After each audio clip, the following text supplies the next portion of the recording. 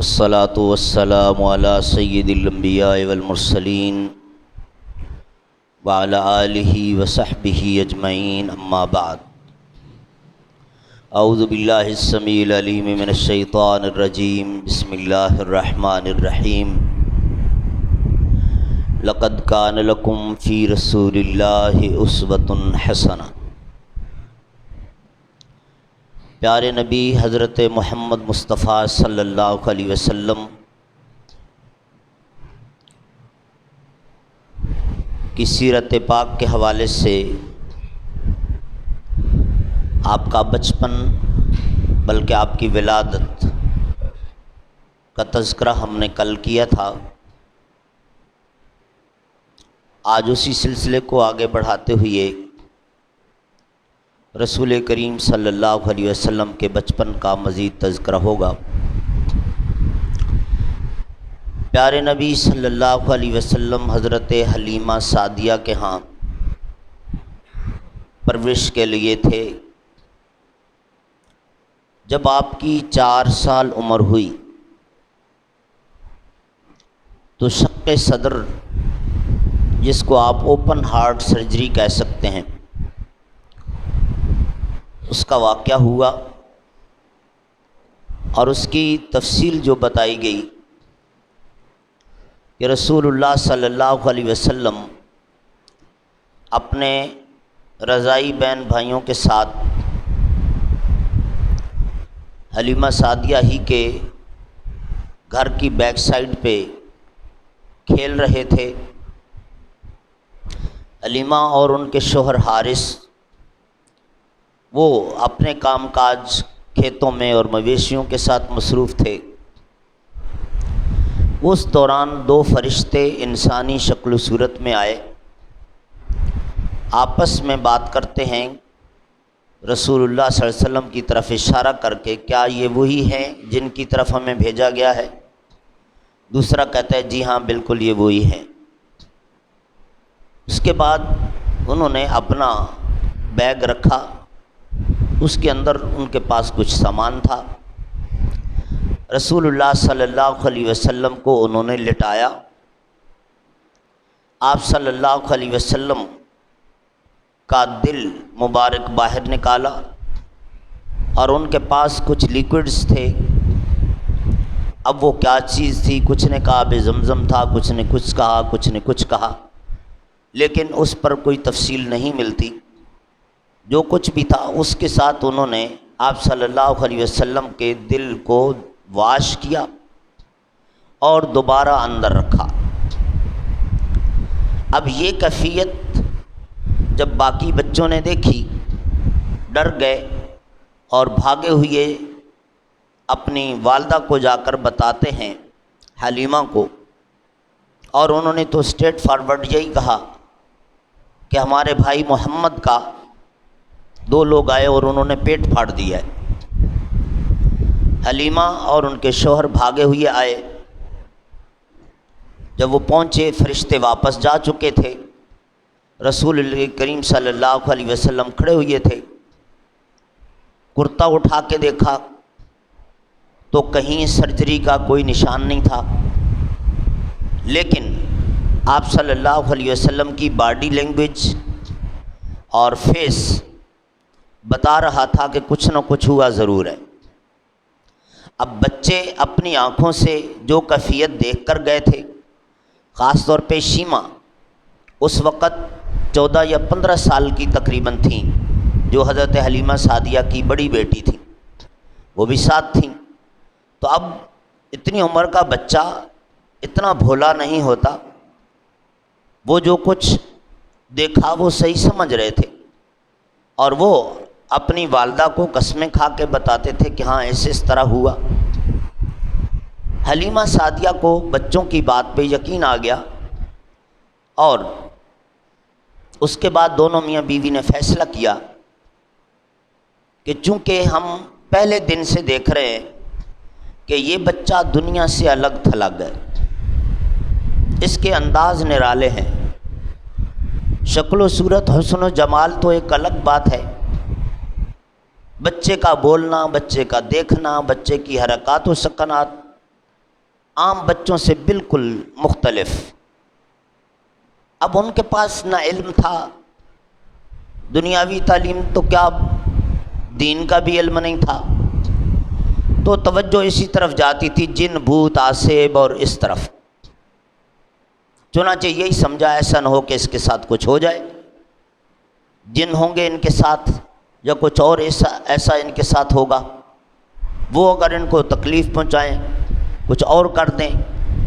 تو آپ صلی اللہ علیہ وسلم کی فیملی اور رائل فیملی ہے، سردار لوگ ہیں، وہ تو ہماری نسلوں کو بھی نہیں چھوڑیں گے۔ بہتر یہ ہے کہ اب آپ صلی اللہ علیہ وسلم کو مزید اپنے پاس نہ رکھیں، واپس کر دیں۔ چنانچہ حلیمہ سعدیہ اپنے شوہر کے ساتھ رسول اللہ صلی اللہ علیہ وسلم کو لے کر مکہ گئیں، آپ کی والدہ آمنہ سے ملی اور بتایا کہ ہمارا دل تو نہیں چاہتا کہ اس بچے کو واپس کریں، اس کی وجہ سے جو ہمارے گھر میں برکات آئی ہیں ہم سمیٹ نہیں سکتے، اور پھر ان کے ساتھ انس اور محبت اتنی ہو گئی ہے کہ میرے بچے بھی شاید ان کے بغیر نہ رہ سکیں، لیکن اب ہم مزید رسک نہیں لے سکتے۔ جب اس طرح کی بات کی تو آپ صلی اللہ علیہ وسلم کی والدہ آمنہ نے پوچھا یہ کیا رسک، کیا مطلب؟ تو پھر حلیمہ سعدیہ نے وہ تفصیل بتائی جو انہوں نے اپنے بچوں سے سنی تھی۔ رسول کریم صلی اللہ علیہ وسلم پاس بیٹھے ہوئے تھے، اور ان دو خواتین کے درمیان، ایک آپ صلی اللہ علیہ وسلم کی والدہ محترمہ ہیں، دوسری آپ صلی اللہ علیہ وسلم کی رضائی ماں ہیں۔ دونوں کے درمیان جو گفتگو ہوئی اس کا کچھ حصہ رسول اللہ صلی اللہ علیہ وسلم نے بعد میں صحابہ کرام کو بتایا بھی تھا، جو سیرت کی کتابوں میں ملتا بھی ہے۔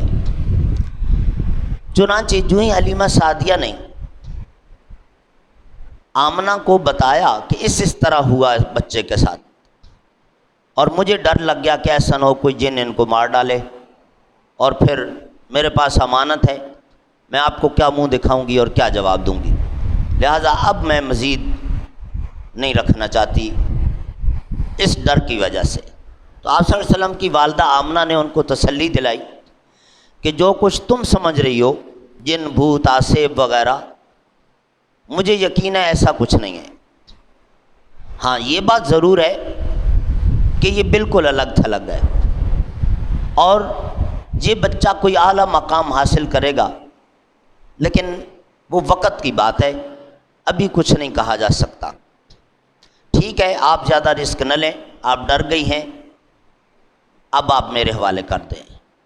چنانچہ آمنہ نے وہ کیفیت بھی بیان کی تھی کہ ڈیلیوری کے وقت جب ان کی پیدائش ہو رہی تھی، اس وقت بھی میرے اوپر جو کیفیت طاری ہوئی وہ عام طور پہ ڈیلیوری کے دوران خواتین پہ نہیں ہوتی، تو میں وہیں سے سمجھ گئی تھی کہ یہ اللہ تعالیٰ کی طرف سے کوئی خاص نشانی اور خاص تحفہ مل رہا ہے، لہٰذا جن بھوت ان کے ساتھ نہیں ہو سکتا۔ یہ باتیں رسول اللہ صلی اللہ علیہ وسلم نے ساری سنی تھی اور اس کے بعد بیان بھی کی تھی۔ 4 سال کی عمر میں آپ صلی اللہ علیہ وسلم اپنی والدہ محترمہ کے پاس واپس آ گئے۔ 2 سال گزرے، جب 6 سال آپ کی عمر تھی تو حلیمہ آمنہ نے ایک دن اپنے شوہر، اپنے سسر عبد المطلب سے اجازت چاہی کہ میں یثرب میں اپنے رشتہ داروں سے ملنے کے لیے جانا چاہتی ہوں۔ ان کے میکے تھے، ملنے کی خواہش ظاہر کی، عبد المطلب نے اجازت دے دی۔ ام ایمن جن کا اصل نام برکہ تھا، یہ رسول کریم صلی اللہ علیہ وسلم کے والد کی لونڈی تھیں، اور بعض مورخین نے لکھا کہ یہ افریقن تھیں۔ رسول کریم صلی اللہ علیہ وسلم کی بچپن میں دیکھ بھال بھی کرتی تھیں، اور یہ خاتون جب رسول کریم صلی اللہ علیہ وسلم ہجرت کر کے مدینہ تشریف لے گئے، زندہ تھیں، یہ بھی ہجرت کر کے گئی تھی، مسلمان ہوئی تھی، اور رسول اللہ صلی اللہ علیہ وسلم ان کو احتراماً اماں کہتے تھے۔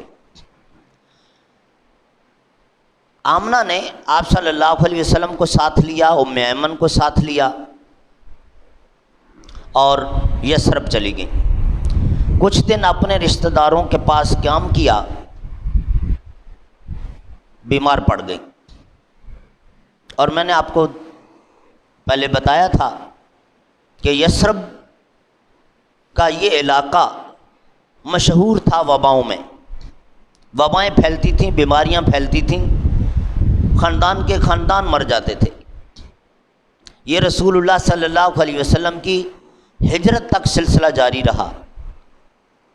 جب آپ صلی اللہ علیہ وسلم نے اللہ تعالیٰ سے مدینہ کے لیے دعائیں کی تھیں تو اس کے بعد مدینہ کے اندر کوئی وبا نہیں پھیلی۔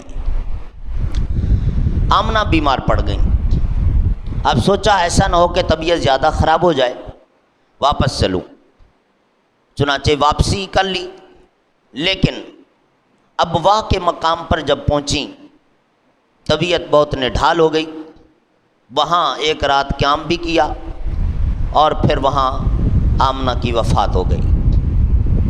ام ایمن نے بستی والوں سے ریکویسٹ کر کے تدفین کروا دی اور مکہ میں پیغام بھیج دیا عبد المطلب کی طرف، رسول اللہ صلی اللہ علیہ وسلم کے دادا کی طرف۔ عبد المطلب خود آئے اور آپ صلی اللہ علیہ وسلم کو اور آپ کی والدہ، آپ کی والد کی لونڈی ام ایمن برکہ، ان کو ساتھ لے کر مکہ روانہ ہو گئے۔